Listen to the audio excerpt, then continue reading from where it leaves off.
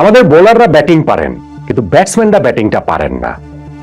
West ইন্ডিজের কাছে প্রথম টি-20 ম্যাচে বাংলাদেশ যেভাবে হেরেছে, তাতে আপনি যদি এমনটা বলেন, আমি আপনাকে কোনো দোষ দিব না, দায় দিব না।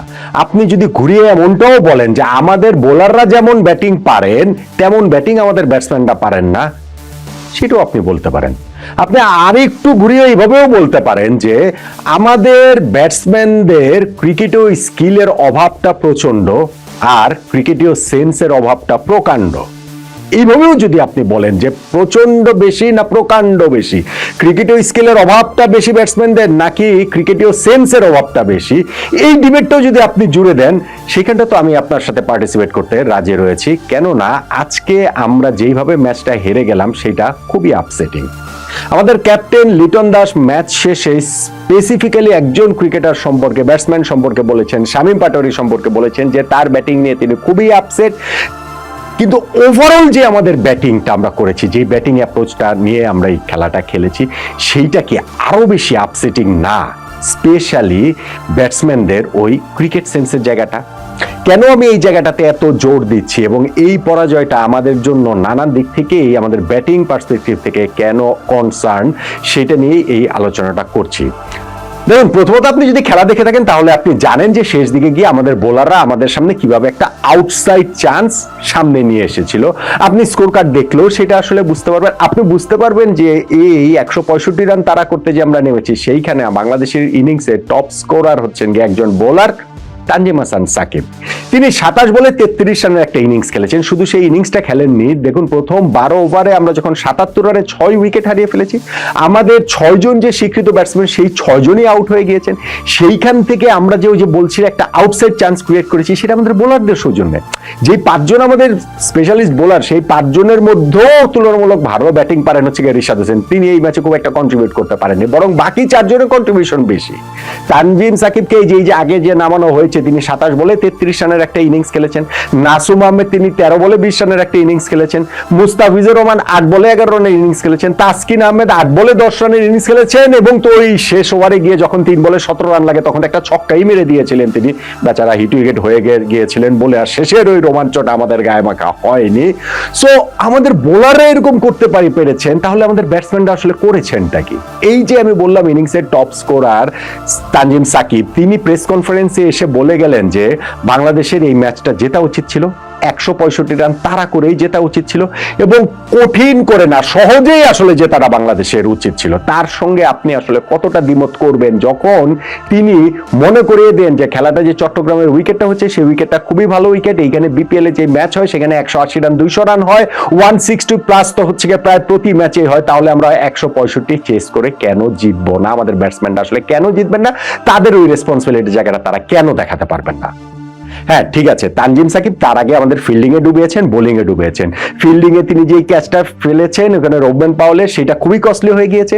তিনি শেষ পর্যন্ত গিয়ে বোলিং এও লাস্ট ওভারটাতে 22 রান দিয়ে দিয়েছেন, সেই পাওয়েলের কাছে 3টা ছক্কা খেয়েছেন, এবং বাংলাদেশ যে ম্যাচটা হেরে গিয়েছে সেইখানটাতে ওইটার একটা খুবই গুরুত্বপূর্ণ রোল ছিল। কিন্তু তার ওই কথাটা ফেলে দেওয়ার উপায় নেই যে এত কিছু সত্ত্বেও রান তো হয়েছিল ভাই 165, সেই রান তারা করে যদি আমরা জিতবো না কেন? এবং সেই ক্ষেত্রে যদি আমরা ওই লাস্ট ওভারটাকেই শুধু কাঠগড়ায় দাঁড় করাই, আমরা যদি সেই ক্যাচ মিসটাকেই শুধু কাঠগড়ায় দাঁড় করাই, অবশ্যই সেটার দায় রয়েছে, কিন্তু শুধু যদি সেটাকে দাঁড় করে তাহলে আমাদের ব্যাটসম্যানদের আসলে ছাড় দেওয়া হবে। এবং আমাদের ব্যাটসম্যানরা এরকম ছাড় পেয়ে পেয়ে অভ্যস্ত, যেই কারণে তাদের ক্রিকেট স্কিলেও উন্নতি খুব একটা হয় না, এবং তাদের ওই ক্রিকেট সেন্সে উন্নতি তো আসলে হয়ই না, কোনোভাবেই হয় না।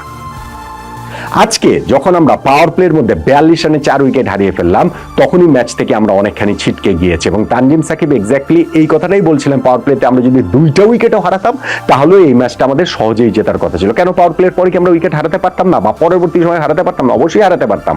কিন্তু তিনি এটা বলছেন কোন কনফিডেন্স থেকে? এই কনফিডেন্স থেকে বলছেন যে 77 রানে 6 উইকেট পড়ে যাওয়ার পর আমাদের বাকি বাকি যে 5 জন বোলার রয়েছেন তারা যে ব্যাটিংটা করেছেন, সেই বাস্তবতা প্রেক্ষিতে তিনি ওই কথাটা বলেছেন। তিনি বলছেন যে শেষ 2 ওভারে 30 রান প্রয়োজন ছিল এবং সেইটা এখনকার এই টি-20 ক্রিকেটে অহরহ চেজ ডাউন করা সম্ভব যদি ওইখানটাতে ব্যাটসম্যান থাকে, যদি একজন সেট ব্যাটসম্যান আমাদের ইনিংসটা হচ্ছে ডিপ পর্যন্ত নিয়ে যেতে পারতো, একজন সেট ব্যাটসম্যান শেষে দেখে। তো খুবই সত্যি কথা, খুবই ট্রু কথা। এখন 77 রানের মধ্যে 6 উইকেট পড়ে গেলে তাহলে ওইখানটাতে গিয়ে আমাদের শুধু আফসোস আহাও হুর জায়গাটাই থাকবে, ম্যাচ তো আমরা আসলে জিততে পারবো না। প্রপার ব্যাটসম্যান থাকলে যেই জয়ের সম্ভাবনাটা আরো অনেক বেশি ছিল। এবং সেই প্রপার ব্যাটসম্যানরা তাদের উইকেটগুলো কিভাবে বিলিয়ে এসেছেন, কিভাবে ছুড়ে এসেছেন একটু খেয়াল করে দেখুন। তানজিদ হাসান তামিম তিনি প্রথম বলটা এত ফাইন কানেক্ট করে ফাইন লেগের উপর দিয়ে তিনি ছক্কা মারলেন, পরের বলটা পুল করে মিড উইকেট দিয়ে 4 মারলেন, তারপরে আরেকটা বলকে তিনি হচ্ছে কাভার দিয়ে 4 মারলেন। সো এইরকম যিনি স্টার্ট পেয়ে গিয়েছেন তিনি কি কারণে, তার প্রতি বলেই 4 মারতে হবে, প্রতি বলেই 6 মারতে হবে। আর বাবার এই টি-20তে প্রতি বলে 4-6 হলে তো রান হতে গিয়ে মানে 300-400 রান করে হতো, বিষয়টা তার সেটা নয়। তো আমরা যখন 166 রান আমরা তাড়া করতে নামছি, সেইখানে তার অত তাড়াহুড়াটা আসলে কিসের? যেই কারণে আরো একটা বিগ শট খেলতে গিয়ে তিনি একটা দুর্দান্ত ক্যাচের শিকার হয়ে আউট হয়েছেন, কিন্তু তাতে করে তার দায় মুক্তি ঘটে না, কোনোভাবেই এইটা আসলে ঘটে না। ঠিক যেমন আমাদের ধরেন ক্যাপ্টেন লিটন দাস, তিনি মারবেন কি ছাড়বেন এরকম একটা যে দোনোমনো অবস্থাতে ছিলেন, সেইখানটাতে তিনি বোলার আকিলের হাতে ক্যাচ দিয়ে আউট হয়ে গেছেন 5 রান করে। এই দুইটাই ওয়েস্ট ইন্ডিয়ানরা ফ্যান্টাস্টিক ক্যাচ ধরেছে, এই ক্রেডিট তাদের রয়েছে। তাই বলে আমাদের ব্যাটসম্যানদের ব্যর্থতা তাতে আড়াল হচ্ছে না। সাইফ হাসান যেমন এখন খুব ভালো ফর্মে রয়েছেন, কিন্তু তিনি ওই সুইপ করতে গিয়ে শর্ট ফাইন লেগে ক্যাচ দিয়ে আউট হয়ে গেলেন। এবং শামীম পাটোয়ারি তিনি কেন জানো কিভাবে মানে একটু ইউটিলিটি ক্রিকেটার, তো একটু ব্যাটিং পারেন, একটু বোলিংও করেন, মাঝে মাঝে দুর্দান্ত ফিল্ডিং করেন, ফলে সবকিছু মিলিয়ে তিনি এই সমালোচনার ফাঁকগুলি কিভাবে যেন তিনি বেরিয়ে চলে যান। কিন্তু দেখেন যে তিনি আসলে ন্যাশনাল টিমকে কতটা দিতে পারছেন। গত সিরিজটাতেও তো 3 ম্যাচের মধ্যে 2টাতে ডাক মেরেছেন, এইবারও ফার্স্ট ম্যাচটাতে এই যে ওয়েস্ট ইন্ডিজের সঙ্গে 1 রান করে আউট হয়েছেন। এবং কিভাবে তিনি আউট হয়েছেন, যে তার ওইখানে যখন রেসপন্সিবিলিটি নেওয়ার কথা ক্যাপ্টেন লিটন যেটা বলছিলেন, সেইটা না করে তিনি তার মতো করে ওই যে যেইভাবে তিনি ক্রিকেট খেলেন সেইভাবেই খেলবেন, প্রতিটা বলই তিনি অ্যাটাক করবেন, ওই লেগ সাইডেই তিনি খেলবেন। এইটা করে আসলে 1-2টা ইনিংসের সাফল্য পাওয়া যায়, দীর্ঘমেয়াদী সাফল্য আসলে পাওয়াটা সম্ভবই না। ফলে পাওয়ার প্লের মধ্যে যে আমরা 4টা উইকেট হারিয়ে ফেললাম, তার মধ্যে ধরেন অ্যাপার্ট ফ্রম সাইফ আমি যদি বলি বাকি 3টা উইকেটটা আসলে অ্যাভয়েড করার মতো ছিল, যে আমরা উইকেটটা নাও হারাতে পারতাম। নুরুল হাসান সোহান তিনিও প্লেড অন হয়ে আউট হয়ে গেলেন, এবং আমাদের হচ্ছে গিয়ে তাওহিদ হৃদয় যিনি অনেকক্ষণ ধরে উইকেটে ছিলেন 28 রান করেছেন, কিন্তু তারপরে গিয়ে তিনিও ওইখানটাতে একটা ক্যাচ দিয়ে আউট হয়ে গেলেন পুল করতে গিয়ে ফাইন লেগে। ওইটা একটা জাগলিং ক্যাচ, আকিল হোসেন ভালো একটা ক্যাচ ওইখানটাতে ধরেছেন, স্পেশালি ক্যাচটা ফেলে দেওয়ার পর যে রিয়াকশনের ক্যাচটা তিনি গ্র্যাব করেছেন। এখন আমাদের ক্রিকেটীয় স্কিলের অভাব তো এখানে আমাদের ব্যাটসম্যানদের মধ্যে রয়েছে না। আমি যেটা বলছিলাম যে আমাদের এইখানে ক্রিকেটীয় সেন্সের অভাবটা রয়েছে, সেইটা কোন জায়গায়? এই যে তানজিম সাকিব ম্যাচ শেষে এসে বলছেন যে চট্টগ্রামের উইকেটে 160+ চেস করা অবশ্যই উচিত, এবং শেষ দিকে গিয়ে তিনি এরকম একটা ইনিংস খেললেন, নাসুম একটা ভালো ইনিংস খেললেন 13 বলে 20 রান, এবং নাসুমও তো একটা ফ্যান্টাস্টিক ক্যাচের শিকার হয়ে আউট হয়েছেন। এই জায়গাগুলোতে উইকেট অনেক সহজ হয়ে গিয়েছিল না? ডিউয়ের কারণে, শিশিরের কারণে, বল ওই ওয়েস্ট ইন্ডিয়ান বোলাররা গ্রিপ করতে পারাতে সমস্যার কারণে ব্যাটিংটা অনেক ইজি হয়ে গিয়েছিল না? এবং সেইটাই তো আমাদের বোলাররা অত সহজে অত ভালোভাবে খেলতে পেরেছেন। এখন শেষ দিকে গিয়ে যে ডিউ ফ্যাক্টরের কারণে ব্যাটিংটা সহজ হবে, এইটা কি ভাই ক্রিকেটের বিরাট কোনো সায়েন্স? এইটা কি আজকে আবিষ্কার হয়েছে? আমাদের ব্যাটসম্যানরা কি এটা জানতেন না? আমাদের টিম ম্যানেজমেন্ট এটা জানতেন না? অবশ্যই জানতেন, অবশ্যই এটা তাদেরকে বলা হয়েছে যে খেলাটা ডিপে নিতে পারলে তাহলে হচ্ছে গিয়ে আমাদের ওইখানটাতে ব্যাটিংটা অনেক সহজ হবে। আপনি চিন্তা করে দেখেন যে তানজিম সাকিব নাসুমরা যেই ব্যাটিংটা করেছেন, ওইখানটাতে যদি আমাদের এরকম যেটা প্রপার ব্যাটসম্যান নিয়ে যদি আমরা সেকেন্ড 10 ওভারে ঢুকতে পারতাম, তাহলে কিন্তু ওইখানটাতে আমাদের জয়ের চান্স আসলে ছিল। এবং যে কথাটা তানজিম সাকিব বলেছেন যে আমরা হয়তো সহজেই জিততাম, সেইটাকেও আমি আসলে রুলড আউট করতে পারছি না। ফলে এটা কোনো অচেনা মাঠ নয়, এবং এখানে যে ডিউটা আসছে সেটা তো দেখা যাচ্ছে। চট্টগ্রামে বাংলাদেশ টিম রয়েছে কয়েকদিন ধরে, কোনো ব্যাটসম্যানের মনে হলো না যে আমি আমার ইনিংসটাকে টেনে পরের দিকে নিয়ে যাই, যেই কারণে তখন ব্যাটিংটা করাটা অনেক সহজ হবে এবং তখন বাংলাদেশের জয়ের সম্ভাবনাটা অনেক বেশি উজ্জ্বল হবে। এটা কেউ ভাবলেন না? ভাবেননি। কেন ভাবেননি?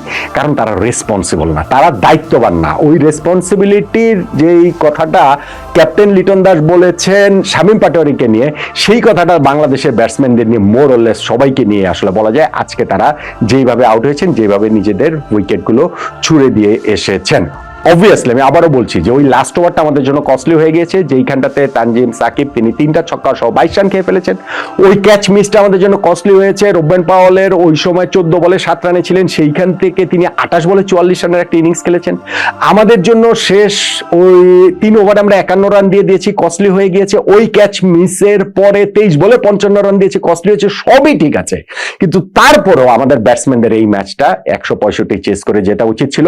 ইনফ্যাক্ট ক্রিকেটে ওই স্কিলের ঘাটতিটা পুষিয়ে তারা দিতে পারতেন ক্রিকেটীয় সেন্স দিয়ে, যে আমি যদি ইনিংসটাকে আরেকটু বড় করতে পারি, আমি যদি একটু বেশি সময় থাকতে পারি, শেষ 10 ওভার 5 ওভারের মধ্যে ঢুকতে পারি, ডিউটা তখন এত বেশি পরিমাণে পড়া শুরু করবে যে ব্যাটিংটা অনেক বেশি সহজ হয়ে যাবে। এই ক্রিকেটীয় সেন্সটা পর্যন্ত আমাদের ব্যাটসম্যানরা দেখাতে পারেননি। সেটাই আমার কাছে মনে হয় ওয়েস্ট ইন্ডিজের কাছে এই ম্যাচটা যে আমরা হেরে গিয়েছি সেটার খুবই খুবই খুবই আপসেটিং একটা বিষয়। আমি জানি না পরের 2টা ম্যাচে কি হবে। পরের 2টা ম্যাচে এমন হতে পারে যে ওয়েস্ট ইন্ডিজ যদি তারা পরবর্তীতে ব্যাটিং করে, তাহলে দেখবেন এই ওয়েস্ট ইন্ডিজ, এই ভঙ্গুর ওয়েস্ট ইন্ডিজ, যারা সর্বশেষ 8টা সিরিজের মধ্যে 7টা সিরিজ হেরেছে এবং তার মধ্যে বাংলাদেশের কাছে 3-0 তাদের নিজেদের দেশে হেরেছে, নেপালের কাছে কয়েকদিন আগে সিরিজ হেরেছে, সেই ওয়েস্ট ইন্ডিজ, এবং যেই বাংলাদেশ মনে করেন আমরা সর্বশেষ 4টা টি-20 সিরিজ টানা জিতেছি, সেই ওয়েস্ট ইন্ডিজ দেখবেন এই বাংলাদেশের বিপক্ষে পরের 2টা ম্যাচে যদি পরে তারা ব্যাটিং করে, আমার তো ভয় হচ্ছে ওয়েস্ট ইন্ডিজ তখন তাদের অন্তত ক্রিকেটীয় সেন্সটা অ্যাপ্লাই করে তারা ম্যাচগুলো বের করে নেবে। বাংলাদেশের পক্ষে এই সিরিজটা আসলে জেতাটা কঠিন হয়ে যাবে। সেই কারণে পরের 2 ম্যাচে এই ক্রিকেটীয় স্কিল এবং ক্রিকেটীয় সেন্স ছাপিয়ে কে জানে টস জেতাটাই না বাংলাদেশের জন্য এখন সবচেয়ে বড় প্রার্থনার নাম হয়ে যায়।